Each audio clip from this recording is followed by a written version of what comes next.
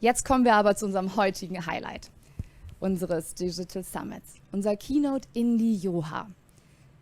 Er wird uns einen Einblick geben in seine Forschung und einen Ausblick in die Trends der nächsten 100 Jahre eines nachhaltigen Portfolios. Bevor wir mit Indy beginnen möchte ich euch kurz ein paar Hinweise geben. Indy wird seine Gedanken und seine Worte in seiner Muttersprache Englisch wiedergeben. Wir haben euch, wie Christopher anfangs schon erwähnt hat, eine Q&A oder auch Frage- und Antwortzeile oben rechts freigeschaltet. Stellt Fragen, seid aktiv. Wir werden dann die häufig gestelltesten Fragen am Ende gemeinsam diskutieren. Und der Vortrag, als kleine Überraschung, soll nur eine Vorbereitung sein. Denn wir haben am Ende eine Portfolio-Design-Übung mit euch geplant, wo wir aktiv das Vorhergesagte in die Tat umsetzen wollen.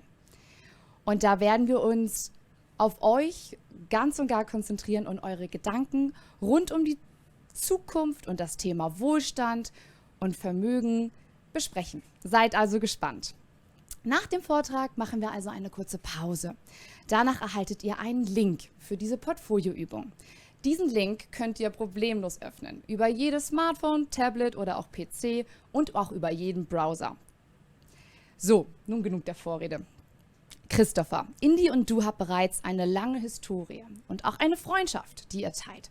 Bitte stell uns doch Indy einmal kurz vor und erzähl uns, warum du ausgerechnet ihn heute mitgebracht hast. Mache ich sehr gerne, Henriette. Wir haben ja ein bisschen was schon zu ihm gehört. Den CV kann man auf LinkedIn nachlesen. Was mich an Indy so fasziniert, ist, dass er auf die wirklich komplexen Probleme und Fragen, die sich uns heute stellen, Antworten oder Antwortansätze findet mit ähnlich komplexem Denken, wie sie die Herausforderungen auch mit sich bringen, ohne dass er dabei zu intellektuell, zu abstrakt wird, weil er einfach ein tolles Gespür dafür hat, wie Menschen sich auch im Umgang mit diesen Schwierigkeiten fühlen. Ich meine, jeder von uns weiß, digitale Transformation, künstliche Intelligenz, Veränderung des Klimas, das sind keine Sachen, die man mit einem Schalter einfach oder neu einschaltet, sondern da muss man schon ein bisschen tiefer tauchen. Und das macht er in einer wahnsinnig tollen Art und Weise. Wir haben zusammen in Schweden an der gleichen Konferenz mitgewirkt, haben da die Gelegenheit gehabt, uns kennenzulernen, sind dann über die Jahre auch im Kontakt geblieben. Und ein Satz von Indy ist mir ganz besonders hängen geblieben. Den werde ich jetzt mal ganz bewusst, ganz langsam vorlesen, damit wir uns den alle auf der Zunge zergehen lassen können. Da hat er gesagt: Every human is a phenomenally powerful intelligence machine. Okay. Yet we all treat them as bad robots who won't get it. Okay. Wer dabei an China denken möchte, ja, an autokratische Regime, die den Menschen mittlerweile vorschreiben, was sie essen sollen, wo sie sein dürfen und wen sie treffen möchten, der liegt vielleicht nicht ganz falsch, aber ich glaube, die Tendenz kennen wir hier auch. Wir wollen immer mehr Regeln sehen, um mit diesen Schwierigkeiten umzugehen. Und Indy sieht es, glaube ich, anders. Wie er es anders sieht, das wird er uns gleich selbst erzählen. Ich freue mich sehr auf seinen Vortrag. Der trägt den Titel Moving Beyond the Now. And Indy, welcome aboard to the Pioneer One. Welcome aboard the Merck Finck Next Gen Initiative. It's such a pleasure and honor to have you with us today and hopefully for longer in the future. What better place could we actually have and use to reflect on our perspectives about questions of time, of wealth, and the systems that we are all a part of? I guess I can say we all are super excited to hear your lecture next. The stage is yours. Right. Thank you, my friends. I'm honored and delighted to be here. I think this is one of the most important conversations we should be having. I think firstly, my apologies for this not being in German, because I realize my English is better than my German, so my apologies for that. It's an important moment. And I think it's a moment that we start to think about the future in really radical formats. And if we start to talk about this, I want to spend the next 20 minutes or so talking about how we think about the future. So if we start with the first slide, um, what I want to say is that in a way, we have privileged the now at the detriment of the future. Now that that that statement is kind of interesting for me because what it forces us to do is recognize the now has been the now over the last 30 years. And the detriment to the future is the detrimented future that we are starting to all live in. And we often talk about climate change, we often talk about many of these things, but the reality is this is a systemic issue. There's a systemic issue at the center of this, which is driving whether it's CO2, whether it's pollution. This is our relationship with ourselves and our relationship with the externalities we generate in space and in time. And when we start to think about this, we often think about this self. So say, well, humans are very self-interested. Humans are very focused on that's what the nature of humans is. And so let's reinforce it. The other way to look at it, and you probably just saw in the last slide, David Hume's quote, which basically says, actually, humans are narrow and short-timed. But what we do is we create institutions to extend ourselves, to expand ourselves, to expand not only our power, but our capacity to understand ourselves in time. So, actually, the question is how do we expand our capacity to think in time? And one of the challenges I would like to propose, or hypothesis I want to propose, is that we've actually undermined our capacity to think in time and made it smaller and smaller and reduced our capacity to think in time, think and act in space. And we're seeing huge amounts of intervention starting to happen about how we think about the future in really radical terms and what that looks like. So, there's a growing movement of books, literature, writing, thinking. You may have heard of the long-term stock market. People are starting to think about time as a key commodity in the future. And how do we start to organize around that? So if we go to the next slide, please. I think what I want to show you, this was something I was quite young when I heard about this. I was about 9 or 10 when I heard about this. I hope many of you will have seen it. It's called the Kardashev scale, which is a scale of understanding civilizations into the future. So Kardashev scale 1 is if a civilization is able to understand and use its energy in its planet. Kardashev scale 2 is a civilization which is able to understand and use the energy of its solar system. Kardashev is a civilization able to understand and use the energy of its galaxy. And Kardashev scale 4 is a civilization which is able to understand itself in terms of one of its galactic clusters, intergalactic clusters. Now, when you look at this, the humans are actually 0.75 of this scale. 0.75. We are on 0.75 on the Kardashev scale. So if we want to talk about human civilization, we have to start to think in a completely different scale of the capacity of what it would mean to be even a solar system scale civilization, let alone an interplanetary, a full-scale galactic civilization to an intergalactic civilization.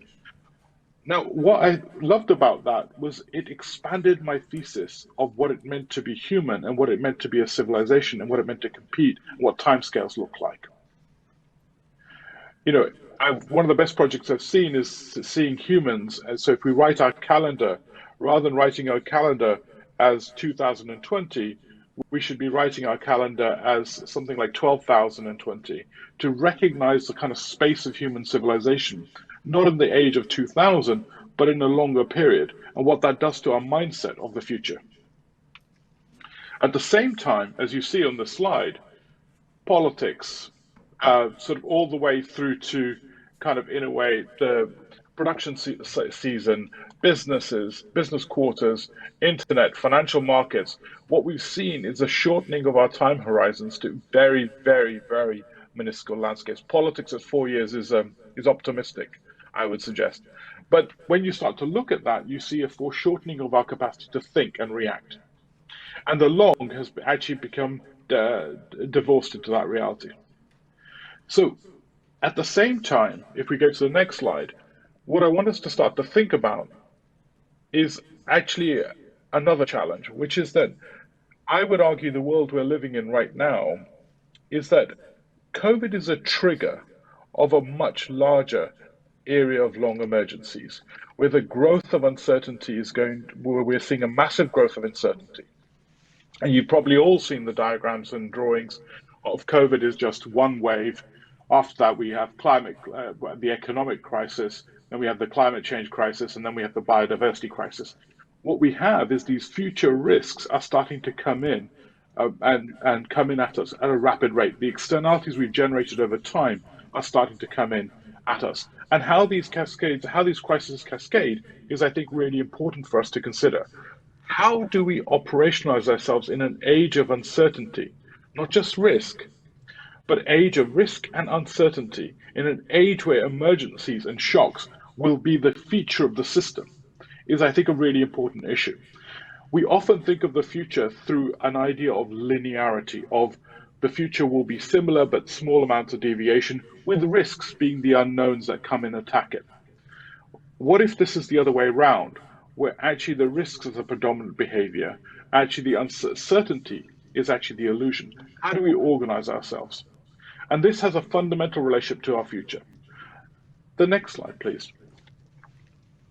So in this context, I think what this starts to put to bear is what is our inability to address the future is a real problem, both in terms of the risks the future presents to the present, right? The risks that they present, and also what risks the present generates for the future. It's a symmetrical relationship problem, not an asymmetric relationship problem. We often, and best, only see it as a symmetrical problem. What is the risk coming to us? If we look at the other way, there's a real fundamental question. What risk are we generating for future citizens? The economic actors that have yet not been established. And you may have heard narratives of the great estates of London. There used to be a clause, and they used to give leases for up to 250 years. And there are actually letters between solicitors and estate trustees. And they were saying, well, we really shouldn't give anything more than 250 years, because 250 years is probably the limit of what we can really think and care about. 250 years was what they were thinking was a time frame. We are probably thinking in the time frame of actually a year, if at best less. So what are the implications of that? So, and the challenge I would put forward to you is that the kind of provocation that sits behind that is that our future prosperity is dependent on actually understanding this systemic failure to deal with the future. And this is not just investors in money. It's not just about the banks and everything else. It's a systemic societal issue. How do we account? How do we account for the future? How do we make provisions for future risks? You know, there's a whole bunch of stories. Governments, for example, don't look at future liabilities and amortize them back to present day provisions or any formats. They don't look at those future risks and bring them back to the present day costs. So there is a question structurally of how we account, how we understand these risks, and how we generate the risks that we generate to the non-economic actors. How do we address them? And there is also a question of the nature of democracies itself. You know, we have seen a massive rise of obviously the Eastern states, and in terms of China and the leadership it's showing, in terms of global transformation. There is a real fundamental question. Are democracies incompatible with long-termism? I would argue they're not. But what is becoming evident, there is a structural failure of democracies to be able to understand long-termism and long-term thinking, relative to different state models that are organized, say, in China and in other environments. So there's a really interesting question for me about this is a fundamental issue for the viability of democracies to grapple with the conversation of long-termism as a strategic issue in terms of actually how we develop. So if we go to the next slide, please. And what you see here is a sort of a graph by Roman Romanovich, who's an amazing gentleman, and he talks about democracies and lining them up in different formats. It's one piece of research. There are lots of pieces of research, but I really would think there's a real structural question for democracies if we're going to be relevant in the 21st century in a complex, emergent world. How do we think about long-termism? And this is a real structural issue. And in a way, the next slide, please. I want to talk about this at kind of three levels. I would say at the individual level, we've been optimized and accelerated ourselves to be short-termist. We've optimized and organized governments to be short-termist and our financial systems. And it is at the crossroads of this reality, we start to actually find we've got a structural issue. And you can see it all through, and if we go to the next slide, you see it all the way through our parliamentary system. You see it all the way through the rights, all sorts of issues of the missing rights of future generations. We start to see that underlying the system, there are structural issues. And there's some really interesting proposals that are being put together, ministers for the future, all the way through to parliaments to the future. How do we start to take it? Even in a meeting you're having, you should have a seat empty for future generations to recognize the fact of your responsibility to future citizens that are not yet born. So there are structures of government that are actually really interesting, that are going accounting, how we account for public, how we even do budget. It's simple. We've been talking to several governments, several governments looking at the budget making mechanisms of looking at a 100-year budget, a 50-year budget, a 20-year budget, 10-year budget, a 1-year budget. When you start to think of the world in that way, you start to invest differently, and the governments start to think and operationalize differently.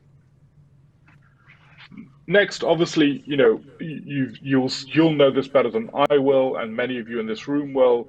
Our relationship with the stock market, with our relationship with structures, the relationship even with corporate governance.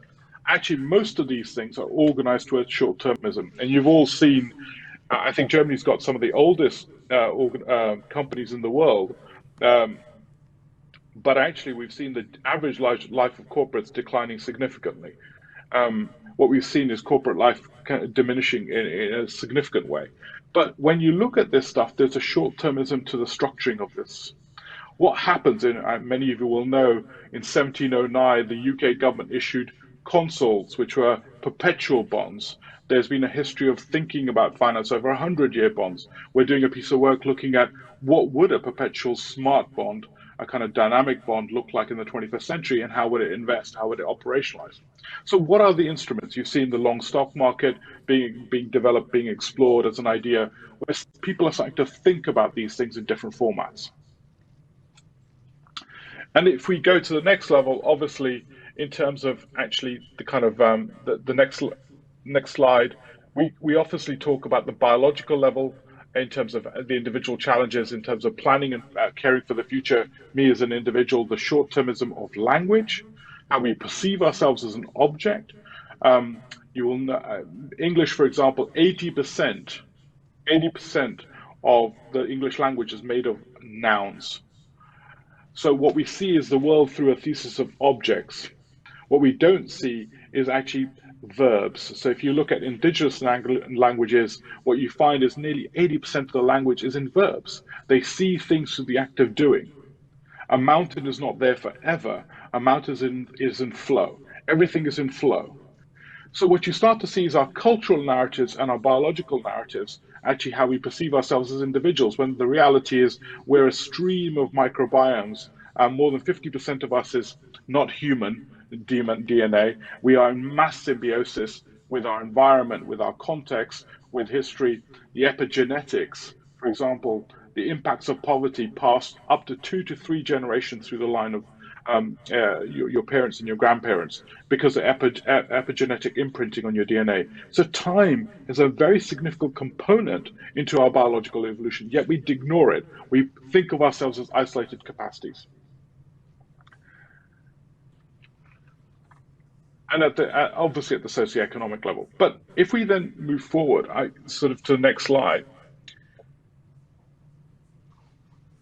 I have to see these slides. If you can't, I'm sure we'll share them all so that you can. And so here, what we're really talking about is when you start to look at this future, what really becomes really clear, and this is a hypothesis I want to put forward to you, is that we've been operating in what I would call, since about 1700s, we saw the world as what I would call relatively infinite, and we saw the world through objects. And Vitruvius Man by Leonardo da Vinci, the very famous painting of a man in a square and a circle, as an idea, as a Platonic idea.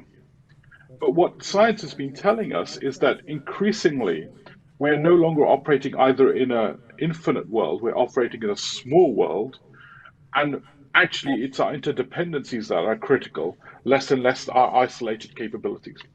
This worldview transformation from an infinite world with objects to a small world of interdependencies is, I think, a structural transformation in our worldview, which I think is starting to change how we think of both space and time.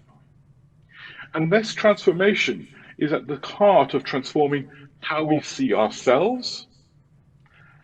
We are not individuals. We are massively interdependent. The illusion of us as being, if you've looked at any of the research on us humans going to space, you'll realize the mass amount of interdependency that we have with our microbiome. Our microbiome massively affects our intellect, like I've spoken about, all sorts of contextual triggers that have significant impacts on us. We're a whole, more than 50% of us is not even human. So even recognizing us, our intelligence is not just a function of us, but our social networks. We know this already in terms of social brain mimesis and copying and formats. So we know our thesis of us as humans is actually flawed, but also our thesis of actually nature. We see nature as a resource. But actually, when you look at it, the reason why trees, you'll see across Berlin and many other parts of the world, trees you only see very young trees in cities mostly. Why is that? Well, the reason is that a tree is a cost to a city because it costs something to maintain and it has a risk in terms of insurance. And after 10 years or 15 years, the risk grows exponentially. However, it takes 40 years for a tree to produce the environmental services that we really need. So our relationship with things and the material and natural world is that of actually an object and a resource. What does that look like in the 21st century? And I think COVID has at least triggered a new consciousness of our interdependence. And this goes as much as ourselves, our relationship with things in turn. The circular economy is not just about actually a relationship, a kind of a recycle and reuse. It's also about a new relationship of stewardship with materials. And finally, this manifests in our relationship with the future. This transformation is going to be fundamental to the scale of the transition we're talking about. And this requires us to build and look at the future through recognizing this, this has a challenge to addressing the lock-ins. So there are short-term lock-ins that we are in the middle of, there are deep code errors like, for example, accountancy rules or budgeting mechanisms. And then there are cultural lock-ins, stories we've told ourselves, which are actually no longer fit for purpose. And then there are organizational structures, how we think about organizations, think about control, think about time in different ways. Change requires us to operationalize across all these things. I'm just going to go back to lock-ins. In 1833, the UK government spent 25% of GDP in the middle of its empire to abolish slavery. 25%. Now, why I say that is that was a structural lock-in. It had to be invested. It had to be invested to allow for a societal transformation. And so when you start to look at this, we are going to have to deal with our structural lock-ins to allow for a new relationship with the future. So if we go to the next slide, I think it's really critical that not only do we plan for the future, but we start to care for the future. And this requires us to have a different form of relationship with the future. And we need to imagine, plan, and care. So if we go to the next slide, the thing I would like to sort of encourage you to think about, a lot of the work that we're finding is that really complex change is not a function of individual products or actions. It's a function of working across the cultural perspective, the languages that we use, all the way through to the way we see the world, all the way through to actual real material points of intervention, like, say, carbon sequestration or other things. But it involves the whole stack of intervention. Real change requires a portfolio of intervention that goes from culture to products and services, with governance institutions as a part of it. And what we're talking about is a revolution of the size of what we saw with Leonardo da Vinci at the Renaissance, which was a revolution of art, science, culture, economy in an integrated format. And that is, I think, is a challenge that's facing us as a civilization. So when we talk about this, the long-term perspective is the perspective of how we can to a new type of civilization that is able to think about the Cardo scale in the next five years. And again, what does building a portfolio look like into this world? What does building a portfolio look like when you actually say, if you want to preserve and enhance wealth over the next 100 years, how do you invest in a civilization to drive that sort of transformation? That, I think, is the material challenge facing us as a civilization. We are going to have to do this, because there is no doubt about it from my perspective that currently we're in a self-terminating situation. The externalities we're generating are self-terminating.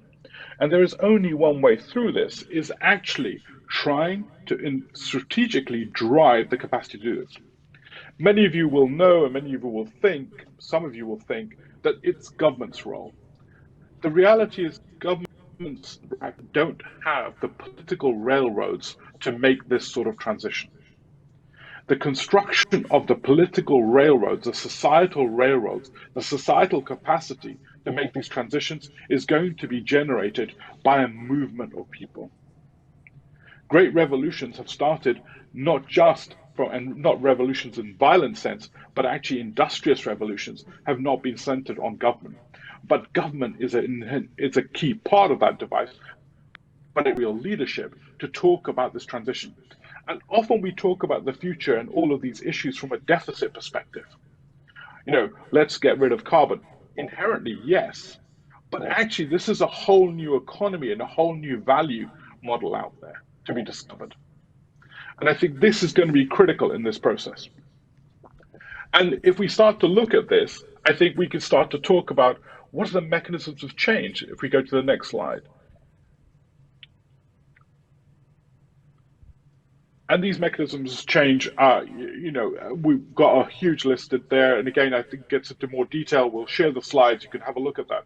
But I'm just conscious of time, and I'm sure it's going to be kicking me under the shin any moment. But if we look at the next slide as well, there's some of the architectures of this change. And how do we start to structure that? It becomes really critical in terms of actually building the mechanisms, building the architecture of this process, building the movements that are required to drive this. And it is only through a systems perspective can we make that transition. So here's my reflective question to you. If you are talking about systems change and actually a transition, how do you invest? What does investment even look like for the 21st century? What does transition investment look like for the 21st century? And what do the assets of the next 100 years really look like? You'll probably know that the public health of a nation is an intangible asset. It is not on any balance sheet. It's not on any governmental books. What will be the asset of the 21st century? And I think it's really worth us starting to think about that if we're really going to be meaningful in driving strategic innovation. If we go to the next slide, please. And I would suggest that in terms of driving this sort of portfolio, not only do we have to create um, new form of informing the system, we have to actually convene and educate, we have to shape the market, and we have to fund directly. It is at across all these regions that we start to drive change. You've probably seen, and I hope you're all aware of, if you look at the Koch brothers in the US, how they've transformed the US political landscape. They have had a meticulous strategy of investing in language, the language we use. They've had a meticulous strategy of investing in actually public intellectuals. They've had a meticulous strategy of investing in actually think tanks. They've had a meticulous strategy of then investing in new products, new civic movements, because change requires a portfolio that spans that dimension. We often think of portfolios through a risk management perspective, but from a change management perspective, they are fundamentally different. And they have constructed a new political landscape with a whole new political economy emerging as a result of it. And I'm not going to draw any left or right political narratives on this, but I'm just trying to focus on the tools and the mechanisms that have been deployed to construct the future. And it is at the level of culture and language that you have massive impact. So if we again go to the next point here, next slide, please. And again, here what we started to do is, if we were looking at a long-termism portfolio, and we're working with Climate Kick around some of this stuff, and one of the things that becomes evident is that you to think about what these activities start to look like in terms of shaping and transforming the market and the future that's there. And it's important to invest in culture, not out of benevolence, not out of because you love it, but because actually culture seeds how we see the world. Unless you change how you see the world, the future market and the future value we're all talking about won't manifest. If we go to the next slide, please. And again, we will share this stuff with you, but construction of a portfolio for us is about learning, experimenting, and then investing. Because in an age of uncertainty, there is no one that knows all this stuff. So how do you construct a strategic portfolio into creating a new future requires us to be able to evaluate, learn, test, experiment, and then move into investment. And by investment, all of these things are investments. But actually, that's your strategic investment positions. Your options turn into real investments, strategic investments. So how do we start to operationalize a portfolio for the 21st century? I think it's a really critical exercise that's focused on a mission, but actually operating in completely different dimensions. I say this as kind of somebody, and I'm going to come to a close very soon, is I think this is not a choice that we have. It's not a choice that I have. I don't think it's a choice that you have. I think we as a civilization are self-terminating unless we make this paradigm shift. And this paradigm shift won't be done by products and interventions alone. This requires a systemic approach to transformation of our civilization. And at the other end of this is a vision I think we should be aspiring to as large as how do we become a civilization that is actually able to think of ourselves across our solar system and beyond even. Because inevitably, if we start to think of ourselves over more than a 10,000 year horizon, you start to realize there's a new relationship required with the future.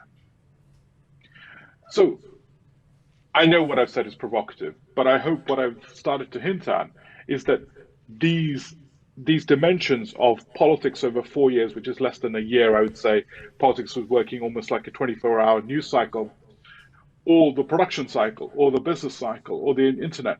I think these cycles are there, and they are inevitably speeding up. I'm not saying we should stop being agile. I think we should be agile, but also dynamic, whilst having a long-term perspective. I think it's going to be critical for our trial. It's a pleasure and honor to have this much time with you. I will conclude. I think my next slide should be a thank you, but really, I think it's really critical that we make this transition. And it's a deep pleasure to have this much time with you. And I look forward to carrying on this conversation as we go into the next phase. So with that, I'll thank you. Well, it's about us thanking you, Indy, for this tremendously inspiring talk. You can't actually see what happened around us here in Berlin, but the sun came up while you were speaking. So we started with a pretty grayish sky, and now I'm looking at spots of blue out there.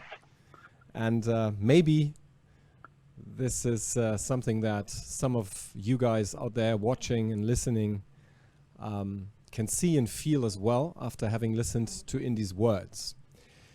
I hope we didn't promise too much. This was a lot of input, and we're going to certainly follow up on this, not only individually, but also as a group. Let's immediately address two questions from the audience, and I hope you can Please hear them clearly, Indy. The first one is, will the increased awareness for the dimension of time likely prolong typical or average investment horizons of shareholders? And I might add, can you actually see this theory put into practice with some first cases? Let's have your answer to this first, and then I'm going to share the second one. Yeah. No, thank you. So my first response to that would be, is we're seeing it. So, for example, we're seeing cities across Europe looking at how they provide urban forests throughout cities. Urban forests are not just a niceness. They're a function of the fact that we have to deal with heat island effects. They're a function of we're having to deal with great risks. Where they're a function of all series of social environmental conditions. And we're seeing natural assets and natural infrastructure becoming fundamental to actually a key part of the infrastructure of cities. The reality is those infrastructures are 40-year infrastructures to 100-year infrastructure. In fact, the oldest trees in the world live to 3,500 years plus, right? So when you start to talk about infrastructure which is generative, which is going to increase in value in terms of providing services, you start to think about funding in a different way.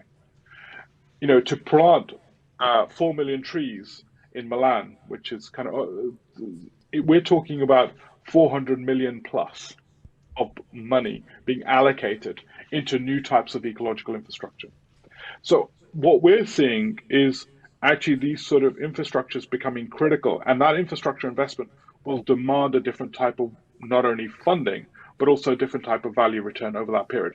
And then when you marry that with the capacity of what I would say are dynamic bonds technologies, where you can start to actually invest dynamically to the I don't know, CO2 absorption that a forest is driving at the market price at its driving at that moment in time, back to the repayment structure of a bond, which is dynamically linked to inflation risk and insurance issues, you can start to create financial engines, semi-autonomous financial engines of the near future, which start to have the agility that's necessary for long-term investment, whilst also the capacity to invest and curate over that period. So we're starting to see some really interesting opportunities emerge exactly in those spaces. And I would say that's the lead market. There's also stuff around the future of housing, again, looking at perpetual bonds and new models around that. So yes. Yes, there's hope. I read from your words. Let's hop to the second question. I'm actually getting more and more here, but we're going to restrict it to two and share the rest online so you can take your time to answer them as well. The second question goes like this. In the first part of your talk, you stressed the importance of switching from short-termism to long-term thinking. What would specific incentives for politicians in democracies look like to make it more attractive for them to look beyond the 4-year election cycle? Would your vision be one in which the culture changes so that voters reward long-term policymaking? Or would it involve a drastic change of the system as a whole? So I think want to frame the question slightly differently. I think what China, Singapore are showing us is that it is no longer a luxury of democracy to think long term. It is a fundamental. And I think the challenge we have is that this is going to be the strategic national advantage of a nation state that is able to combine the capacity to think long term and to be democratic in a fundamentally new context.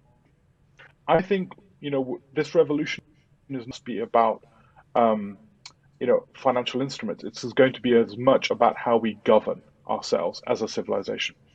So I would suggest this, whether it was the industrial 17th century revolution and how it led forward to the French Revolution and various other transformations in governance, and the British revolutions that happened as a result of it. These are linked. So I don't think this is a choice. It's not like, oh, will democracies? I think it's an imperative if we're going to be able to operationalize ourselves relative to countries that are able to do 50-year thinking, 20-year thinking, 30-year thinking. I think this is not a choice. So I think the real question for me is how? And how do we, as a group of people, start to think about this? And the challenge is long-termism can become autocratic very easily. Well, thanks for that, Indy. And so how do we preserve democracy in this actually dialogue? is, of course, very present with our audience as well. There's one of our guests saying, "Welcome to Utopia. What are the next steps?" And one that is for sure is going to be our portfolio design exercise under Indy's guidance. But between that and now, we've put some more minutes that I want to use to share one important information with all of you guys, which is that Indy and us, we certainly going to produce a document that includes the information that Indy has kind of rushed through this morning. So you can take a second look, read it for yourself, take a deep dive, and come back to us with more questions and maybe creative solutions as well. We'd love to talk about that within the Next Gen community. So sharing is caring. I know we are aligned on this with Indy. We will have a short break soon, but before though, may I kindly ask you, Henriette, to share with us what key insights you have taken from that lecture, from what you've just heard from Indy, and please do it in German, as you have done it before so nicely. Ja, das mache ich sehr gern, Christopher. Von mir auch. Many, many thanks, Indy. You really and definitely gave us a lot to think about. So, gern, liebe Zuschauer, ich möchte euch gern kurz in meinen eigenen Worten zusammenfassen, was Indy uns gerade vermittelt hat. Erstens, unsere Systeme und unser Denken sind aktuell nicht auf Langfristigkeit ausgelegt, sondern auf Kurzfristigkeit. Was bedeutet das? Das bedeutet, wir sind darauf bedacht, jetzt zu überleben und das Überleben für die Zukunft und für die nächste Generation zu erhalten und zu schaffen, funktioniert gerade nicht so richtig. Unsere Entscheidungen müssen sowohl politisch als auch kulturell und gesellschaftlich in Gänze langfristig ausgelegt sein. Auch das ist momentan nicht der Fall. Zweitens, eine sehr, sehr wichtige Erkenntnis. Die Next Gen ist aktuell unterrepräsentiert in dem Denken und bisher wird sich zu wenig für noch nicht geborene Generationen stark gemacht. Wir sprechen immer viel über die nächste Generation der nächsten 20 Jahre. Aber was ist mit den nächsten Generationen der nächsten 100 oder 200 Jahren? Die nächste Generation hat beispielsweise in politischen Entscheidungen gar kein Stimmrecht. Und es wird sich bislang auch nicht für die Stimmen der Ungeborenen stark gemacht. Was wäre eine Lösung? Auch dort wäre beispielsweise die Idee, einen Beirat zu gründen und die nächste Generation aktiv die Möglichkeit zu geben, mitzugestalten, nur eine von vielen Ideen. Wir können jetzt unsere Gesellschaft und Umwelt dahingegen verändern, dass auch unsere Enkel und Ururenkel einen Planeten erleben dürfen, in dem nicht alle Ressourcen verbraucht wurden, sondern die Möglichkeit besteht, weiterhin miteinander und untereinander leben zu dürfen.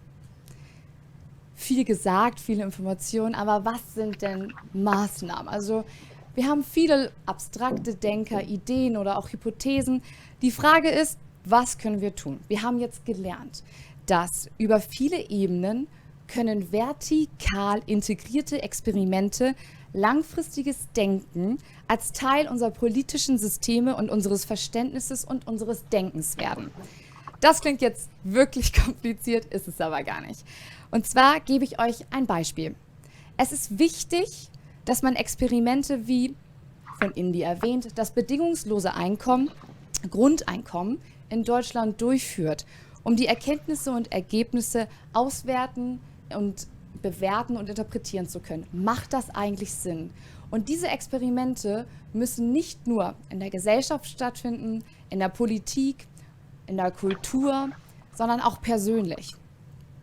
Nimmt man also den Menschen die Angst des Hungerns oder des auf der Straße Lebens, wird es dann dazu führen, dass langfristiges Denken möglich ist? Das gilt es zu untersuchen.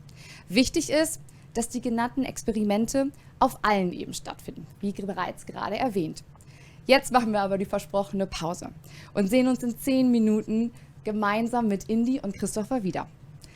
Ich würde sagen, dann setzen wir in die Tat um, was wir gerade gelernt haben und werden gemeinsam die Portfolioübung durchführen. Ich freue mich auf euch, stärkt euch und bis gleich!